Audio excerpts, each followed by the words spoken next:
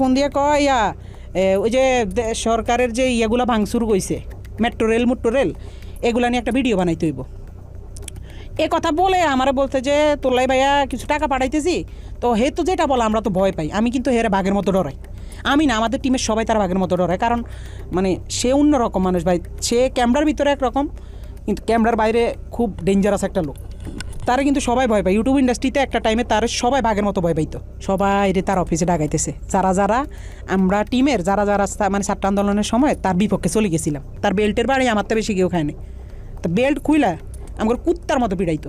এই সময় তাকে ভিডিও কলে একজনের সাথে কথা বলিয়ে দেয়া হয়, যাকে বাংলাদেশের ভবিষ্যৎ প্রধানমন্ত্রী হিসেবে তার সাথে কথা বলানো হয়। 2-3 মাস পরে হয়তো বা তার মাথাতে আবার ঢুকছে যে রাই কি কারো লগে আবার কিছু কইয়া লাইনি।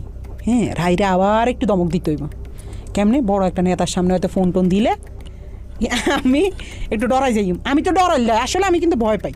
তো হঠাৎ একদিন রাইতের আমি নোয়াখালী 10:30-11টার দিকে হঠাৎ একটা ভিডিও কল, তো ওই দাফরি দিয়ে এই তো আবার তলপেটে কামড় দিয়েছে আল্লাহ এতদিন পর। হঠাৎ কল দিয়ে আবার কি জানি কি কয়, হঠাৎ ফোন দিয়ে কয় শুন তোর লগে একজনের সাথে একটু কথা বলাই দিবে, বুঝছস রাহি? পর আমি কই জি ভাইয়া, কোনো সমস্যা নেই বলেন। পরের দিন দেখলাম হঠাৎ করে বিপিনুর ভাইয়ের সাথে আমার কথা বলাই দিছে ভিডিও কলে। আমার কইতেছে একজনের সাথে তোর কথা বলাই দিব, সে কিন্তু নেক্সট বাংলাদেশের অনেক বড় মাপের একজন কেউ হবে, প্রধানমন্ত্রী বা মানে ভালো একটা পদে যাবে। তো পরে আফ্রিদি ভাইকে বুঝছসই তো তোর ভাইয়ের অবস্থানটা? আমি কি জি ভাইয়া বুঝছি, বড় কথা সাবধানে থাকিস, ঠিক আছে? আমি কি জি ভাইয়া ঠিক আছে। শুধু বুঝাইছে যে তার লগে বিশাল বড় বড় হাত আছে, এই জন্য সে দেশে খুব রিল্যাক্স আছে, মানে বুঝাইছে এটা। তৌহিদ আফ্রিদি 5 আগস্টের পর দেশ ছেড়ে পালিয়েছিল।